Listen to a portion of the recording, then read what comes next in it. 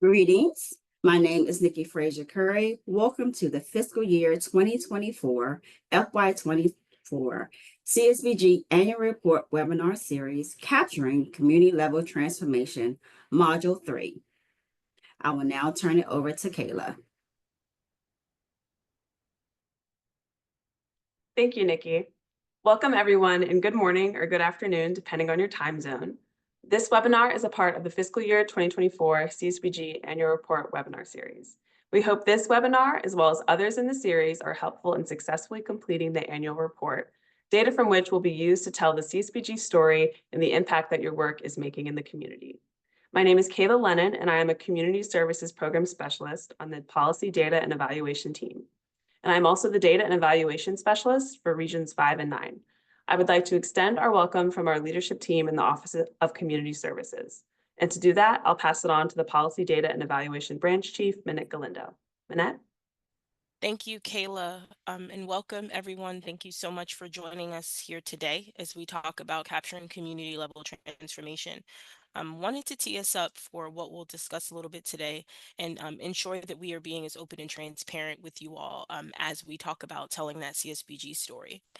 Community level transformation, which is the third module of the current CSBG annual report, has long become the part of the qualitative storytelling of the CSBG annual report. And in our efforts to ensure that we are addressing and approaching performance, evaluation, accessibility, accountability, and knowledge as part of that peak framework, we stood up and made a commitment to begin to provide feedback on the submissions for Module 3. As we are working towards moving beyond compliance and moving beyond checking the box, we are so excited to announce that this year we are going to begin providing initial feedback on the previous year's submissions of Module 3. And with this year, our goal is to expand our posture in how we provide training and technical assistance around community level transformation, which includes providing this webinar here today. We recognize for many of you, you have been implementing these community level transformation since the initial iteration of the CSBG annual report. And a lot of that has had to change over time. The network has dealt with disasters, has dealt with a global pandemic, has dealt with local, state, territory, and tribal issues writ large.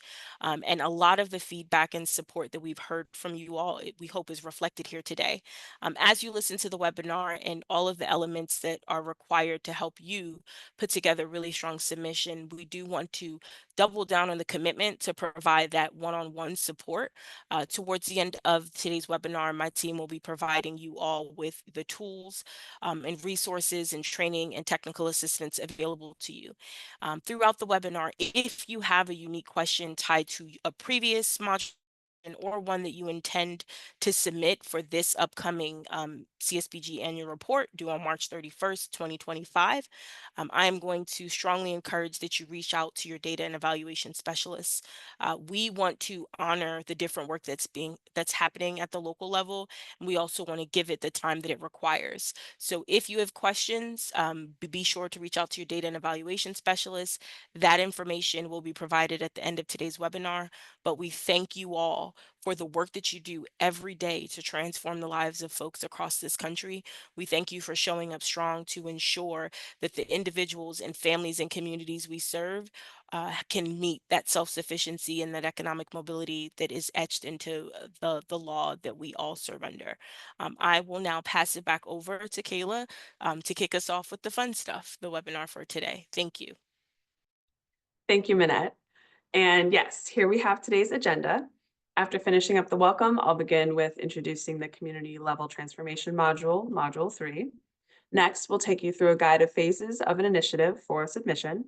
And then we'll take you section by section through Module 3 and give a demo of the SMART form before highlighting some best practices, sharing some resources, and taking any questions before closing. Next slide. Today's presenters are myself and my colleague, Lena Kotanchin. Again, I am a Community Services Program Specialist with DCA and serve as a Data Evaluation Specialist for Regions 5 and 9. My colleague, Lena Kotanchin, is a Data Analyst with DCA and serves as the Data and Evaluation Specialist for Region 8. Next slide. All right, on to the Module 3 introduction. If you're familiar with the CSBG annual report, or if you're new to the network and have just been following along with our webinar series, you'll know that the annual report is split into 4 sections. Modules 1, 2, and 4 are all required for a complete submission, but the community level transformation module is the optional module for the annual report. Community level transformation, or Module 3 of the CSBG annual report, includes information on the implementation of strategies and achievement of results for communities with low income. Community level transformation offers a reporting space for CSBG eligible entities who are tackling complex community level issues. This includes collecting information on agencies' community level transformations and showcasing the connection between transformations and outcomes over time. We know that CSBG is critical in fighting poverty in your communities, and we wanted to give the opportunity for grant recipients to show how they use funding and are partnering with others in their community to create opportunities for lasting change. While all of our work is data-driven, Module 3 is also an opportunity for a more qualitative approach to CSBG, as there is more narrative involved than in Modules 2 and 4. Next slide. Let's dive a little deeper into community-level transformations. The community-level transformation initiative that you're submitting for Module 3 should first meet a clearly identified community-level need. The need is identified as being systemic in the community, impacting the community at large, and these needs can and should come directly from your community needs assessment. This need identifies specific conditions in your community. For example, a South Side neighborhood does not have early childhood programs, and there's a clear expectation of change in the identified community. The initiative also results in community change that is observable and measurable. While this module does rely on narrative, there are still quantitative measures that are recorded within the module. The initiative should be a direct result of the community level transformation strategies. This is referencing section C of Module 3, and we'll get to that throughout the presentation. And the initiative should include community strategies that engage external stakeholders, such as customers, community partners, or others in the community. When we speak about community level transformations, that term might be confusing at first. There's providing services to the community, and these are more typically covered in Module 4 of the annual report. Community level transformations can cause change in the environment of the conditions of the community and really work to improve the structural factors that cause the conditions of poverty in low income communities. Work in the community treats the symptoms, but community level transformations treat the source. We can move to the next slide. We know that in each of our funded states, tribes, and territories, eligible entities or subrecipients are doing impactful work for their communities and running many initiatives. To aid you in when these initiatives are ready to be submitted for Module 3, we have developed the 4 phases of community level transformations: formative, formal planning, active implementation, and maturity. Phase 1, the formative phase. This phase refers to any community level efforts that are in the early stages of development and may include community needs assessment work, focus groups, consensus building, meetings, brainstorming work with multiple organizational stakeholders to identify issues and discuss potential solutions, and early planning meetings to identify potential collaborative activities. Eligible entities should not complete and submit Module 3 at this phase of work, since there is no agreement or commitment to clearly identified and measurable goals and strategic initiatives designed to achieve that goal. Eligible entities may choose to seek technical assistance in designing a thoughtful initiative at this phase. Moving on to the phase 2, the formal planning phase. This phase refers to a work progress in which the eligible entity is actively engaged in a community level planning effort in which there is general agreement upon one or more cause and condition of poverty in the community, as well as a commitment by the eligible entity and any necessary community partners to identifying and implementing strategies to address the identified issues. The participating organizations may have identified initial resources to support the planning effort at a minimum and have committed necessary staff time for the planning and design of the new community level solutions. At the initiation of this phase of work, an eligible entity may draft a Module 3 submission and may consult with other community stakeholders, the state, and seek technical assistance in identifying the potential community level strategies and applicable performance measures. An eligible entity should develop and submit Module 3 for state review Once there's general agreement on the clearly identified and measurable goals and a commitment among any necessary organizational partners to implement strategies to achieve that goal. The state should not submit to OCS at this phase. Phase 3, active implementation. During this phase of work, the eligible entity and any organizational partners have launched necessary working groups, developed a formal action plan with an ultimate goal, and established metrics. While organizational partners may be working to identify and secure additional resources for the effort, there is an initial commitment of resources, identification of organizational roles, and at least one agreed upon strategy for accomplishing common goals. Once a community level transformation is ready to move into active implementation, an eligible entity should again submit the Module 3 report to the state. After review, the state should submit Module 3 to OCS. The state may seek additional technical assistance prior to submitting. The eligible entity and state should continue to submit the initiative through Module 3 until maturity, which is the fourth and final phase, the maturity phase. When an eligible entity and any community partners have successfully implemented a community-level strategy, an effort may reach a maturity level in which the initial or ultimate goals have been accomplished and the ongoing effort is focused on sustaining outcomes. For example, an effort to address a shortage of affordable housing may have reached its initial goals of creating a specific number of affordable housing units, or a job creation effort might have successfully created new employment opportunities. And with the final submission to OCS, an eligible entity should submit Module 3 for a final year. In the case that the initial goal was not reached for whatever reason, such as lack of funding or a change in the needs of the community, the eligible entity should submit Module 3 for a final year. We can move to the next slide, and I'll pass it to Lena to give a Module 3 overview. Thank you so much, Kayla, for setting us up. So I will now move on to Module 3 overview, and I will also walk through the items of Module 3 that require reporting.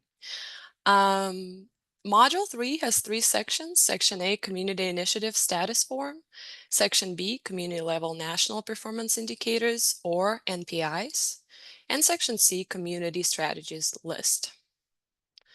Section A is intended to be where you begin telling us about the initiative. The purpose of the Community Initiative Status Form is to report information about a single community initiative that started, continued, or ended during the current reporting period. Information reported on the status form is selected from the drop-down menus or written as a narrative. Section B is where an eligible entity would indicate any identified outcomes. For example, if the initiative was a pilot program for a community food garden, you would provide the narrative and select the strategies. Then in Section B, you would report on outcomes. Data reported in Section B is either selected from the indicators outlined or unique indicators that capture the outcomes achieved. And lastly, Section C is a function of the form. The strategies are selected as part of Section A, item A11.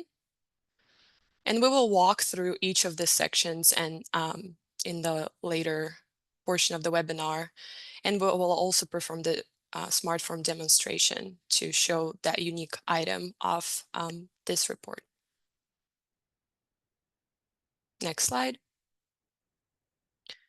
So starting with A1, initiative name, be sure to utilize something unique, but also something that doesn't include a lot of characters. So your initiative name should be unique and concise. For item A2, on the next slide, enter the current initiative year. Please remember to provide the number of years the initiative has been operating since moving into the active implementation phase. For example, if it's a first year, you will choose 1 in the drop-down menu that you see on the slide. If the initiative has been operating for 3 years since active implementation phase, you will choose 3 in the drop-down menu. And if, for example, you're moving beyond 7 years, you will just choose 7+. In item A3, you will provide a brief narrative about the scope of the problem that the initiative seeks to address in the community. A key piece to strong problem narrative is including quantifiable and qualifiable information. Tips would include how many people are impacted by this problem, the clusters and communities impacted, such as, for example, neighborhood, county, or city, and specific population. Because so much of what we do is driven by community needs assessment, cite where this issue may have been elevated for agencies to address. Consider item A3 the starting point of community level change story. Next slide. In item A4, provide a narrative of the initiative's overall goal. This should be the ultimate outcome the initiative seeks to achieve. Consider if the big project can be broken down into smaller interim goals and include them here as well. The goal here should align with the problem identification that was described earlier in item A3. Lastly, be explicit about eligible entities' role within the larger transformation. There is so much work that is being done in collaboration with partners, and later we will get to the part where you will report on key partners. But here is your opportunity to discuss your agency's role and involvement.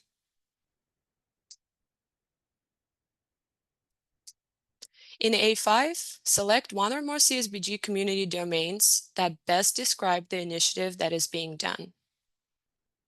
The domains should look familiar to you.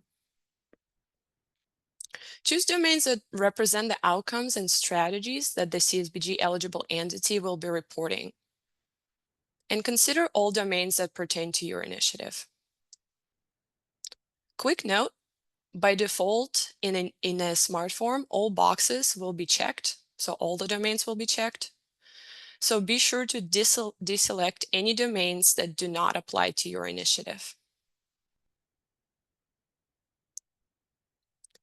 In item A6, select community-level national performance indicators, or NPIs, that measure the progress towards the goals identified in A4. Before you select outcomes, consider if you have reasonable targets that have been set for the expected duration of the transformation. That also includes baseline data for the rates of change indicators, if you're reporting on any. Select other indicators if predefined CNPIs do not accurately reflect the measured outcomes. Note that in A6, you only choose other checkbox, and later on, we will show you where you can provide description for that other indicator.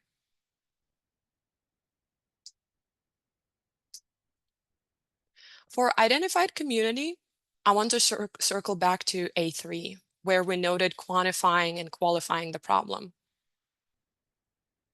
If the issue is within a specific area, A7 is where that unit of measurement should be indicated.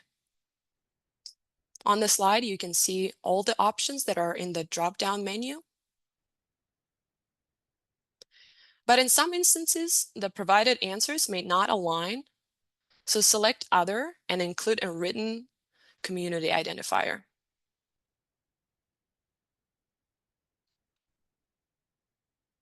Select the range of years that the initiative is expected to operate to achieve its goals. A key piece to note for item A8 is that the duration is expected and may change. However, entering a numerical digit with a specific unit of measurement is critical. Ambiguous time references such as indefinite or undecided should be avoided. In A9, you will select the level of partnership for which the CSBG eligible entity is engaged in the initiative. A key part of community action is using partners across any given area to aggregate resources, both capital and human, to get the work completed. Partnerships represent a huge part of community transformation, and identifying the key partners helps to add the who in the story. Following A9, in A10, provide a brief narrative on 1 to 3 partners participating in the initiative. Include information on who the partners are, how they are involved, and what resources and expertise they offer to the initiative.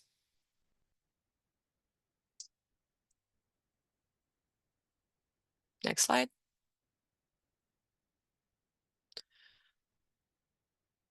All those strategies are outlined in section C. They're selected here in section A, item A11. Please review the full list before completing the form to determine if multiple strategies apply to your initiative. The initiative must include strategies that are likely to bring about the desired community change. I want to emphasize a couple of tricks when it comes to selecting strategies, and we will also go into more detail later in the demonstration. First, you will always have two overarching lists that will be available to choose from, regardless of the domains you selected in item A5. Those lists are community support strategies and emergency management strategies. Now that all the domains will only show up to choose from if you selected them in item A5. So if you selected health domain in item A5, only health strategies, the list of health strategies will be available to choose from.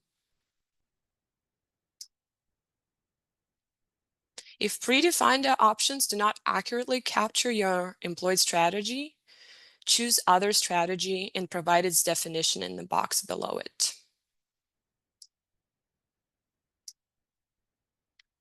In A12, select the progress level of the reported outcomes. You have three options to choose from in a drop-down menu as shown on the slide. Select no outcomes to report when the initiative is in progress, but you have no outcomes to report just yet.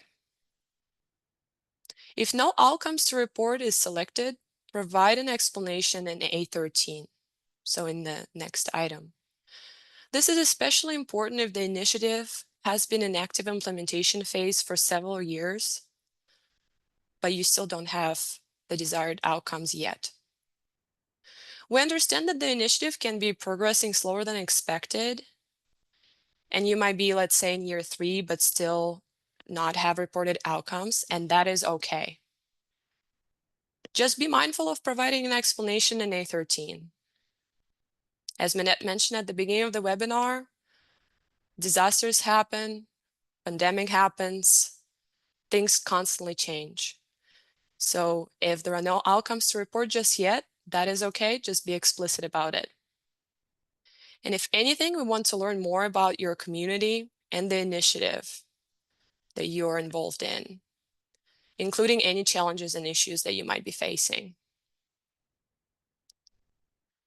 Second option, interim outcomes. Choose it when the initiative is ongoing and you have some or all interim outcomes to report. And next, final outcomes when the initiative has ended and this is your last submission to OCS. Lastly, if interim outcomes or final outcomes are selected, please respond to A13 and A14 accordingly.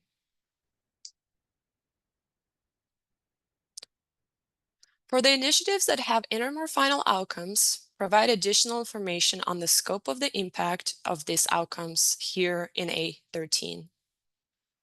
This is where the entity can provide background, details, or context to the numbers they're reporting to create a vibrant story behind each outcome.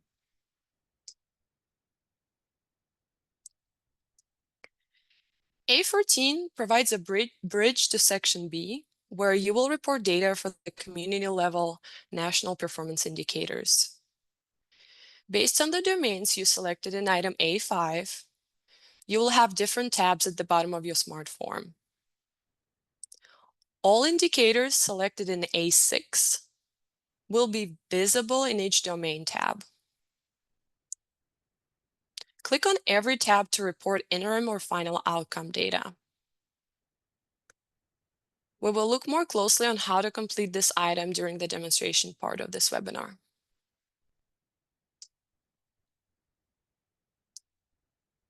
In A15, you will have 4 options to choose from the drop-down menu. Initiative active, that means that the initiative is in progress. Initiative ended early. Initiative ended earlier than expected. Provide an explanation in A16, the following item, if that happened. We're sure there are lessons learned and some challenges that you faced. If any, we just want to know about them and learn more about your community and the initiative. Initiative ended as planned. Initiative ended as planned and you are no longer obtaining outcomes. And lastly, there is the 4th option, completed, but still delivering value. That means that the initiative has ended, but outcomes are still being obtained by the community, by the agency. Lastly, provide a narrative on any lessons learned during the implementation of the initiative. Include information on interim or final successes, maybe barriers to success, significant findings that you didn't anticipate before the start of the initiative, challenges, and whether you were able to overcome them. Eligible entities are encouraged to provide an annual update of lessons learned, even if the initiative is still active. The process of outlining lessons learned as you're working on your initiative might be very beneficial for your agency in case if you want to take on a similar initiative in the future, or if you want to course correct while doing the current initiative.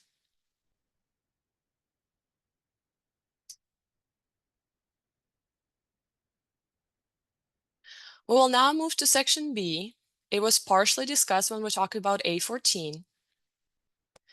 As a reminder, if interim outcomes or final outcomes are selected in section A, item A12, report on outcomes in each domain tab. Again, all domains selected in A5 will be visible at the bottom of the smart form, and all the indicators selected in item A6 will also be visible within each domain tab and available for data entry.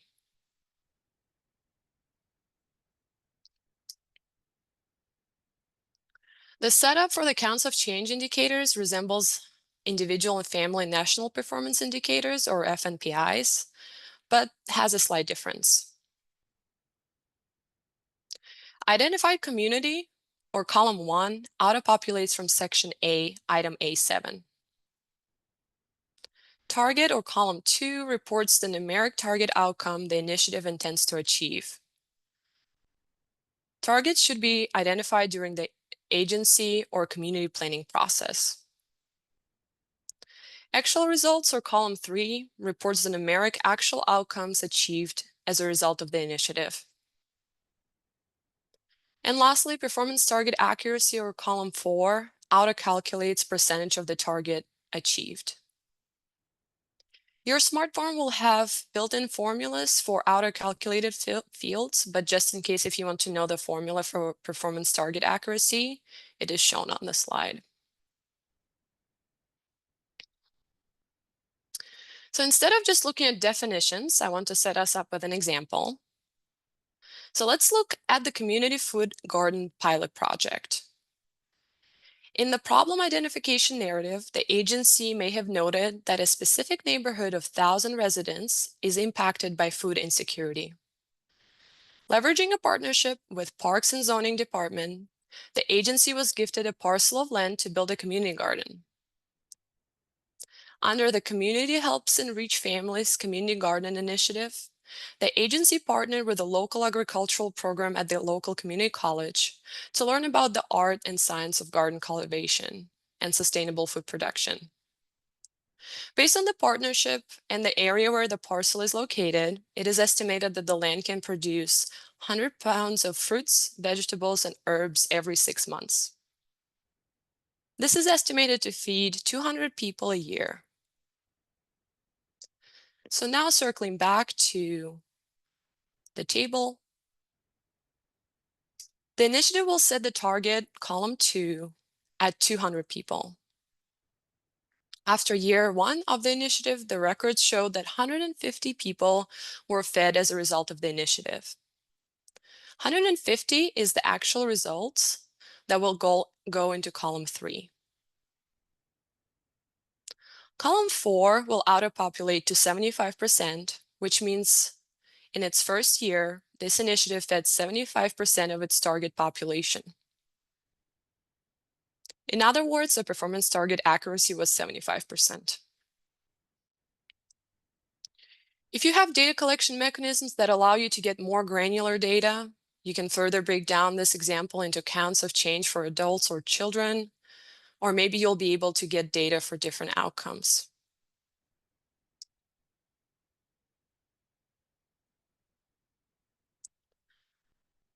Unique part of Module 3 is rates of change. This is a little different from counts of change and requires eligible entities to report the percent change, the increase or decrease of community level indicator. Generally, reporting on rates of change requires more information and more elaborate data sources that are not always easy to obtain, or they might not be available. Similar to counts of change, identified community or column 1 auto-populates from section A, item A7. Baseline percentage or column 2 reports starting percentage from which increases or decreases will be measured throughout the initiative. Target or column 3 reports the target percentage the initiative intends to achieve. An expected percentage change from baseline or column 4 auto-calculates in the SMART form with the formula shown on the slide.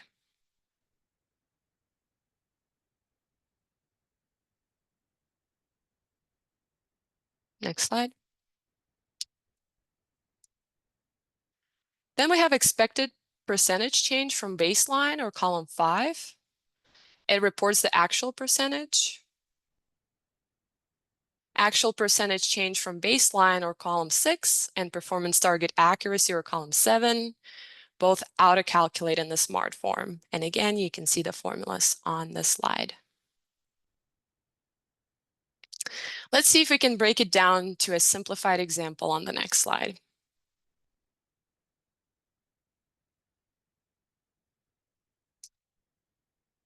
So we're going to be looking at a different example here. I'll set us up. By performing community needs assessment, the agency learned that in the last 3 years, homelessness significantly increased in its county. It is a small rural county of 10,000 individuals, and the homelessness rate was around 3% or 300 people. The agency worked on securing additional funding to start Harbor of Hope Shelter Initiative. Under this initiative, the agency partnered with county officials, local contractors, and architects to build 50 housing units throughout the county. These units are specifically designed to provide shelter beds for homeless population. After meeting with contractors, the agency decided to turn each unit into 4 shelter beds, which will create the total of 200 beds. With the target of 200 beds, the agency aimed to bring the homelessness rate down to 1%. The expected duration of this project is 6 years, and the bulk of work, such as excavation and foundation building, are done in year 1 and year 2 of the project. So the agency had no outcomes to report, but it still reported the initiative to OCS both after year 1 and after year 2, because the work is still actively being done. During year 3, the area experienced severe weather conditions, and the agency still had no outcomes to report, and the initiative was moving slower than planned. However, the agency still submitted year 3 initiative to OCS, explaining lack of outcomes and current state of the project. No one can control weather events. And after year 4, the agency finally saw the results of this hard work, because 15 shelter units were completed and now are occupied by 60 people. So now, after 4 years, as a result of this initiative, the agency can quantify the decrease in rate of homelessness, just what it expected during the formative phase. As planned, the agency is now reporting on CNPI 4E, percent decrease in the rate of homelessness in the identified community. The original needs assessment showed that there was 3% homelessness rate. And at the end of year 4, with an addition of 15 shelter units, the agency was able to provide shelter to 60 people. So the actual homeless rate is now 2.4%. The agency is down 20% from the baseline, but still has some work to do in the next couple of years. So as you could have noticed, rates of change reporting is a little bit more elaborate and requires more things to consider, as opposed to counts of change. For example, if you don't have baseline data, then you won't be able to report these indicators. In the example that we just walked through, the baseline data was available through the community needs assessment, but some data sets might not be available annually. So it is hard to track progress year to year. Additionally, this example was built on an assumption that the baseline data does not change during the duration of the initiative. However, it might very well change, which could add some complexity to your reporting.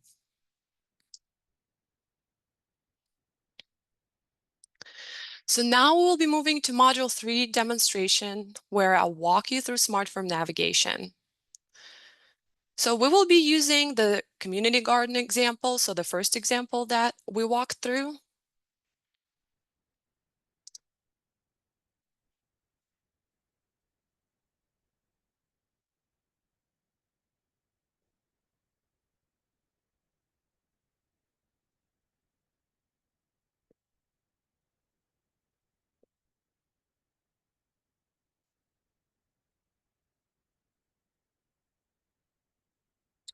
If I can get confirmation from my team, verbal confirmation that you can see Module 3 Smart Form, I'll really appreciate it. Thank you. Okay. When you open a blank Smart Form, you will see that there are several tabs at the bottom of the form. Some of them don't have colors, some of them do. So when you open the Smart Form, you will by default be at the Instruction tab. A lot of this information was covered during the webinar, but if you need a refresher, there is some good information here. But if you want to jump straight into sections of the Module 3, you'll just click on the status form. And this is where the bulk of work is being done. So I know that we started going over the items of Module 3 with the initiative name, but I also want to bring up 4 items to your attention, and they are above initiative name. The first 3 items ask whether the initiative includes CSBG, CARES, or disaster funds. So please answer accordingly by choosing yes or no from the drop-down menu. By default, they will say yes if it's a new smart form. So don't forget to respond. I will leave yes for CSBG funds, but no for CARES and disaster of our community garden example.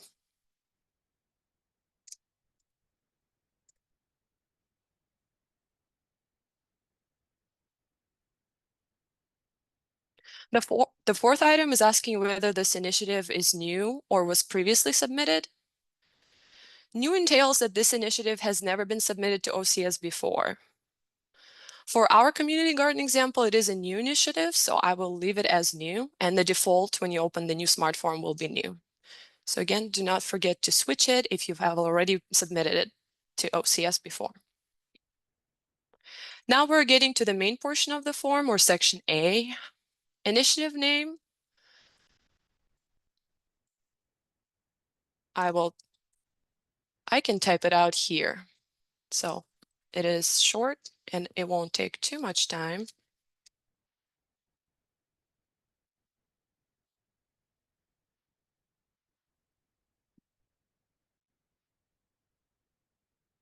So you can see how when you typed the name of the initiative, on the right-hand side, this field automatically pre-populates. And the reason for that, sometimes it's easier, especially when you have a longer narrative, to see what's been typed out. But in this case, initiative name is short and concise, so we can see it in the field. So maybe for this example, the right-hand side is less relevant. So for the initiative year, I'll choose options 1 through 7 from the drop-down menu. And in our example, we're submitting after year 1 of active implementation phase. So by default, it will be 1. So I'll just demonstrate that there is a drop-down menu, but I'll keep it at 1. For problem identification, as you recall, a specific neighborhood of 1,000 residents is impacted by food insecurity. I have a problem identification written out in my notes, so I'll copy so I don't bore you with my typing.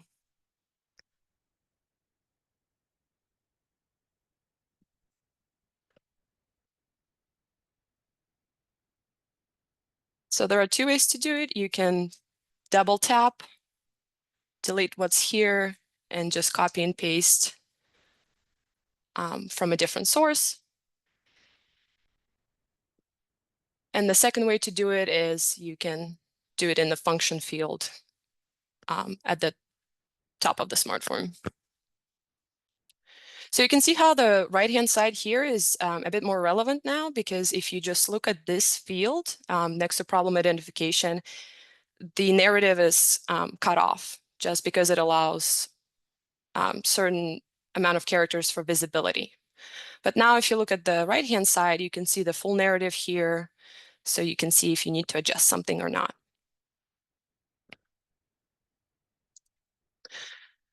So we clearly identified our problem, and now we can move to the next item, which is goal, item A4. And here I want to ask, what is my ultimate outcome as I'm trying to achieve with this initiative? I want to describe how the goal of the initiative relates to the problem that we just discussed, and I also want to emphasize the role of my agency. So again, I have a very similar pattern where I'll copy and paste. Here is the second way how you can do it. Instead of double clicking, you can just go to the function field, delete what's been pre-written here, and just copy and paste and click out of it. Again, you can see it on the right-hand side. Next, I will choose domains in A5, and remember that by default, all domains will be selected. So I will unselect the domains that I'm not reporting on and only leave health and social behavioral development. So you'll see once I click or unselect the domains that don't pertain to my initiative, the tabs, the colorful tabs at the bottom, they disappear. So that's another visual clue for you. If you open the smart form and there are a lot of tabs, but you're reporting only on a couple of domains, don't forget to unselect them. So now I only have health and social behavioral development, so I only have a blue tab at the bottom of my screen.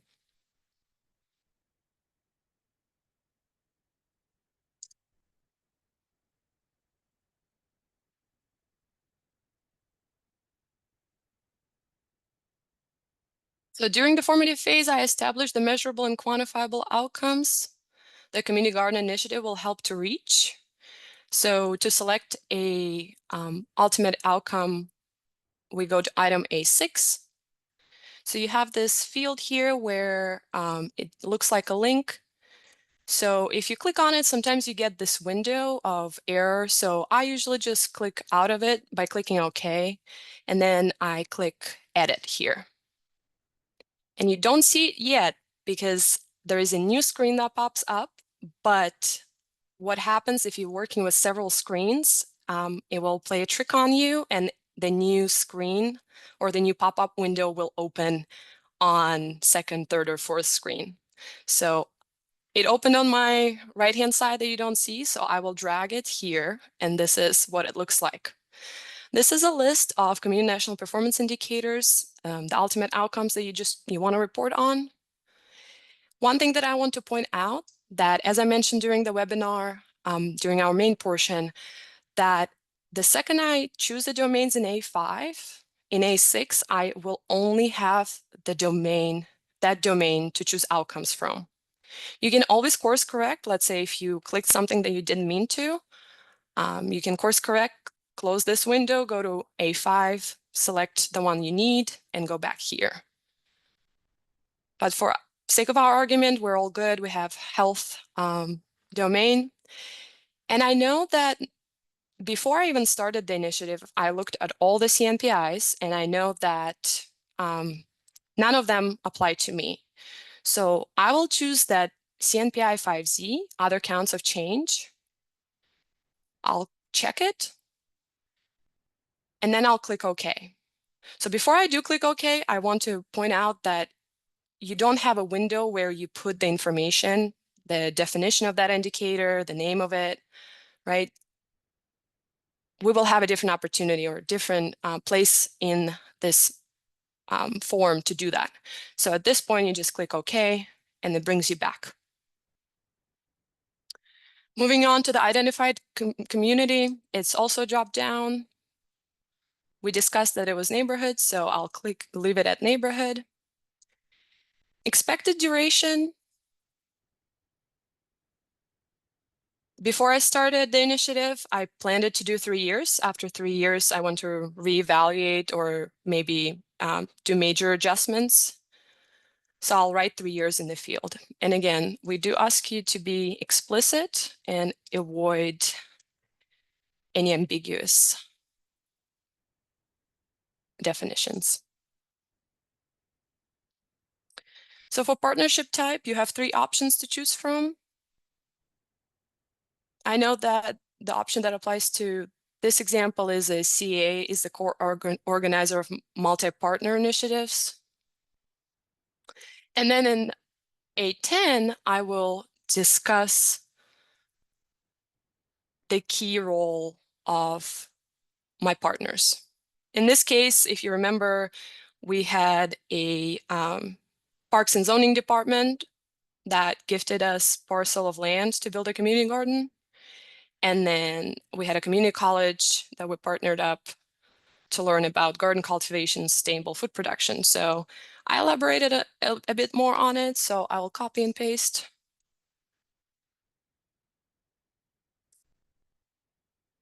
And now you can see it right here.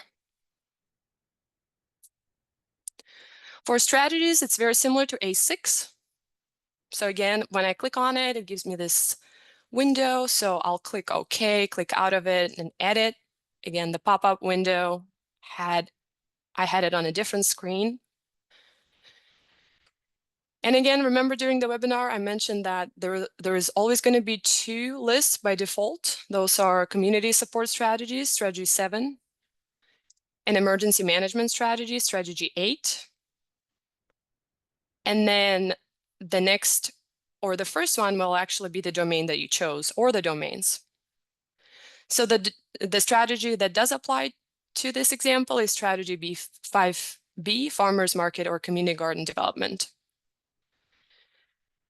Also, if you find that predefined strategies do not apply to your initiative, you can always select the other health or other strategies. And this is different from other when it comes to outcomes because it will ask you to provide the description.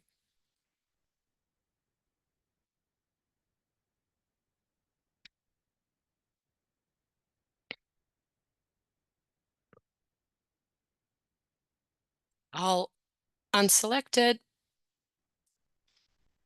click OK to save the information. Next, progress on outcomes. We've discussed that it's a 3-year long initiative. We are in year 1, so we will select interim outcomes and provide some impact of outcomes that we have.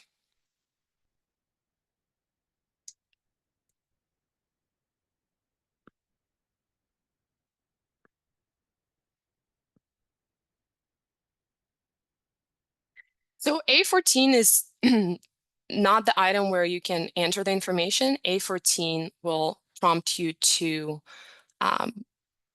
submitting the quantifiable information. So in this case, it's health outcome that we chose. So now I'll go and populate the numeric information that was presented in the example. One thing that I do also want to point out, the identified community that you choose under A7 will automatically pre-populate in your outcomes. And another thing that I did mention, that the items that you choose under A6, they will be visible and available for you for data entry. So you can see how all those items, they're grayed out and there is no identified community pre-populated. So I'll enter the name here, the number of individuals who got access to sustainable food source. Our target was 200 and actual result was 150, which gives us 75% target accuracy. So that was our only outcome that we focused on. So we will go back to status form and we have 2 more items to pay attention to. Final status. There are several options as we discussed. This initiative is still active, so I'll keep it as active. And lastly, under A16 is lessons learned. So overall, the initiative was successful, but there were some challenges that I want to briefly capture so I can course correct in the next couple of years.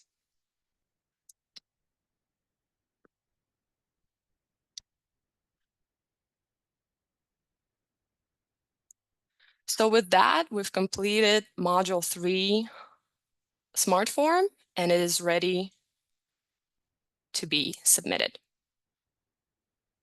Now I will stop sharing and we will go back to the main portion of the webinar.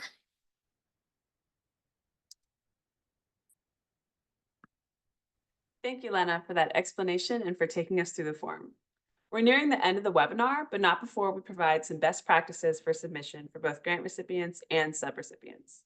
For grant recipients, initialize Module 3 in OLDC only when there are initiatives to submit. Initializing Module 3 sends a signal to the federal office that something will be submitted, and then you will continue receiving reminders. Only initializing when you have the initiative will also help you from submitting blank forms. Submit Module 3 only as an Excel attachment. Excel format is the only acceptable format, not PDF or other formats. The coding in these documents are intentionally designed to help with the review and our ability to aggregate and analyze the data. And Lena just took us through that very extensive smart form. So please only use it in Excel form. And then finally, review submissions before uploading it to OLDC. It is the responsibility of the funded grant recipient to review for accuracy and completion before submitted. This minimizes errors and again can catch those blank or incomplete submissions. And then for subrecipients or eligible entities, use only the naming convention for saving files. Naming conventions are really important. We receive hundreds of submissions, and this allows us to properly identify and attribute initiatives to the correct eligible entity. We have an example of this on the next slide, which we should get to shortly. And then select only the domains, strategies, and outcomes that pertain to your initiative. As Lena just showed you in the demo, when you click your initiative, that's the one that pops up. So when you select a domain, the strategy or outcome that doesn't apply, it will create additional work for you. Stick to the elements that are applicable, and this will help clear all the additional tabs at the bottom of the form. And finally, provide outcomes. Domains are selected in 8.5 and outcomes are selected in 8.6 when the interim or final outcomes are selected in A13. If you select an interim or final outcome, then you are expected to list the outcomes so we can see the progress that the initiative is making in your communities. Next slide. And here's that naming convention for the Module 3 submission that I previously mentioned. Separated by underscores, it should be fiscal year, then state abbreviation, then module number, in this case, Module 3, then eligible entity name, then UEI, then the number of total submissions. Because a subrecipient can have multiple initiatives, we cannot tell the difference until we go into the file and see the specific initiative name. So it's critical to also include that number out of the total initiatives. Next slide.